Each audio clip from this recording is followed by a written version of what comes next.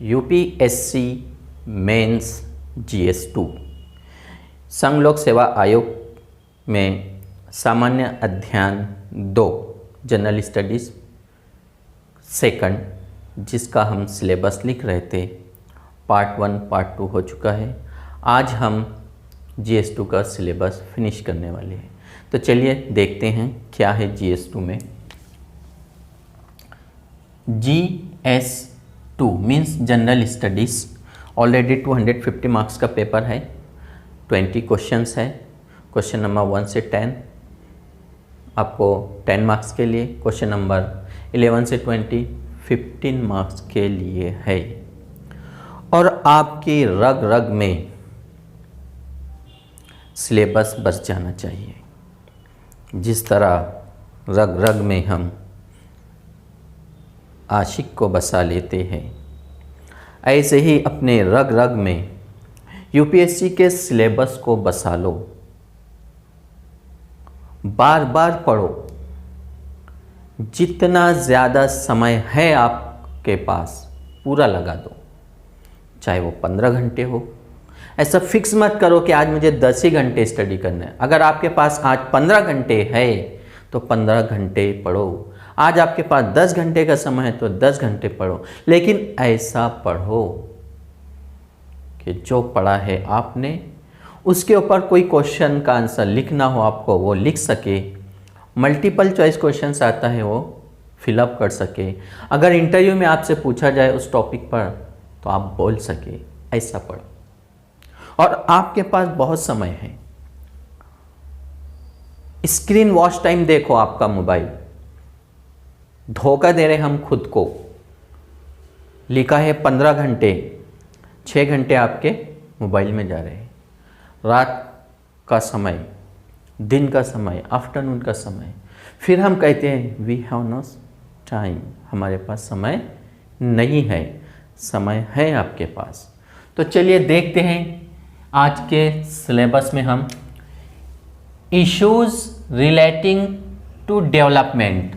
एक एक वर्ड्स को मैं अच्छे से आपको बोल रहा हूँ। अगर लिखने में प्रॉब्लम जाती है तो ध्यान से सुनो और फिर उसको लिखो। क्या है? Issues relating development and management of social sector. Social sector से है। Services relating to health, education and human resources. इसमें ही काम करना है आपको। हेल्थ पर, एजुकेशन पर, अदर सर्विसेज पर। Then issues relating to poverty and hunger. This is very big problem. गरीबी और भूखमरी, ये प्रॉब्लम को सॉल्व करना चाहिए। करेंगे? यस। पॉलिसी बन रही है, आपको उसका हिस्सा बनना है। Then important aspects governance, transparency, accountability, e governance, applications, models, successes, limitations and potential, citizens, charters, transparency and accountability and institutional and other measures. एक एक वर्ड को ध्यान में रखो। जिस तरह हम एक एक बात ध्यान में रखते हैं किसी की, उसने मुझे क्या कहा, क्यों कहा, है ना, क्यों देखा, कैसे देखा, ऐसे हम जो हमारे खिलाफ, और हमारे खिलाफ कौन होता है? आपका खुद का चाहने वाला। देखो जितने भी बड़े बड़े इतिहास उठाकर देखो,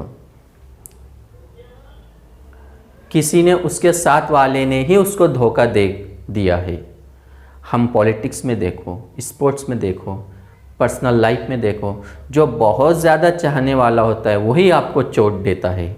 और आपको भी चोट कौन देगा? आप खुद ही देंगे आपको, क्योंकि आप समय बर्बाद कर रहे हैं। तो चलिए देखते हैं रोल ऑफ सिविल सर्विसेज। अब आपका यहाँ पर रोल है civil service in a democracy. Democracy में क्या रोल है सिविल सर्विसेज का। Okay, India and its neighbourhood relations, हमारा भारत और हमारे पड़ोसी देश, हमारा भारत और हमारे पड़ोसी देशों के साथ इंडिया है, हम नेपाल है, भूटान है, बांग्लादेश है, म्यांमार है, श्रीलंका है, मालदीव है, पाकिस्तान है, अफ़गानिस्तान है, हमारे संबंध उनसे कौन सा टाइप करें हम, हेल्थ से related, education, business, export import हो रहा है। Then bilateral, okay, bilateral, regional and global groupings and agreements involving India. अब ऐसे कई बायलैटरल टाइप होते हैं हमारे कई देशों के साथ, रीजनल पर या फिर ग्लोबल ग्रुप होते हैं, जैसे इंटरनेशनल लेवल पे हम देखते हैं यूएनओ है, G20 है, उसी तरह बिम्स्टेक है, सार्क है, हम क्या हैं, इनसे जुड़े हुए हैं एक दूसरे से। और बायलैटरल हमारा कुछ होता है अफेक्टिंग इंडियाज इंटरेस्ट, अंडरस्टैंड।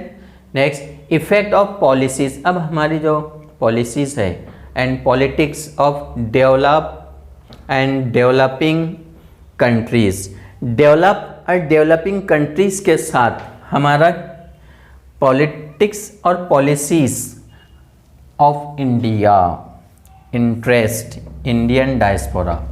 अब कई इंडियन डायस्पोरा भारत से बाहर जाके रह रहे हैं, ओके, उनका क्या इंटरेस्ट है, उनकी क्या पॉलिसी है, हमारी क्या पॉलिसीज़ है, हमारी क्या पॉलिटिक्स है।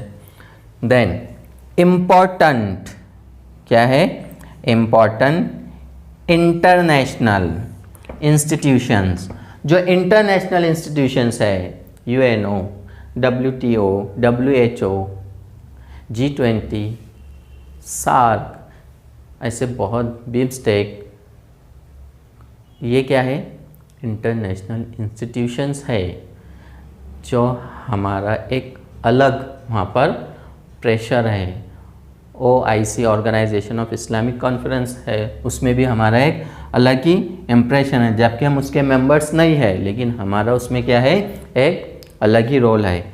एजेंसीज़, अब कई एजेंसीज़ है, फॉर देयर स्ट्रक्चर मैंडेट, कई एजेंसीज़ हैं, सीक्रेट एजेंसीज़ है, इंटरनेशनल एजेंसीज़ है। तो ये है सिलेबस, जनरल स्टडीज़ 2, सामान्य अध्ययन 2 का डिटेल सिलेबस। और अभी हमने पढ़ाई शुरू नहीं किया है ना, मैंने आपको अभी NCERT रेफरेंस बुक या फिर कोई राइटर या कोई कुछ पढ़ने का नहीं कहा। अभी आप सिलेबस लिखो और उसको बार बार पढ़ो, और उसके बाद क्वेश्चन पेपर, ऑलरेडी कई वीडियोस में मेरे क्वेश्चन पेपर एक्सप्लेनेशन है, उन क्वेश्चन पेपर को आप ध्यान से पढ़ो, एनालाइज करो, देखो समझ में आ रहा है कि नहीं है। कि सिलेबस जब आप क्वेश्चन पेपर पढ़ोगे ना, तो आपको दिखेगा कि डेवलपमेंट मैनेजमेंट से रिलेटेड है, सोशल सेक्टर से कोई क्वेश्चंस आया है, ह्यूमन रिसोर्सेज एजुकेशन से रिलेटेड क्वेश्चंस है, ट्रांसपेरेंसी रिलेटेड है। अब ये करंट से भी क्वेश्चंस आते हैं। ऑलरेडी मैंने लाइव क्लास में आपको how to preparation current affair वो भी बताया हूँ। न्यूज़पेपर पढ़ो करंट अफेयर के लिए, मैगज़ीन, वेबसाइट और ऑल इंडिया रेडियो को ध्यान से सुनो, देखो, तो आपका करंट अफेयर भी तैयार होगा। तो माय डियर स्टूडेंट्स, जब आपको जाना है मसूरी और अपनी लाइफ में एंजॉयमेंट करना है, मत पढ़ो ऐसे चक्कर में जहां आपकी लाइफ स्पॉइल हो, आपकी ज़िंदगी बर्बाद हो। हाँ, जब आप IAS ऑफिसर बनोगे तो सब आपके पीछे आएंगे और एक ऐसा नाम बनाओ कि लोग आपका स्टेटस रखें।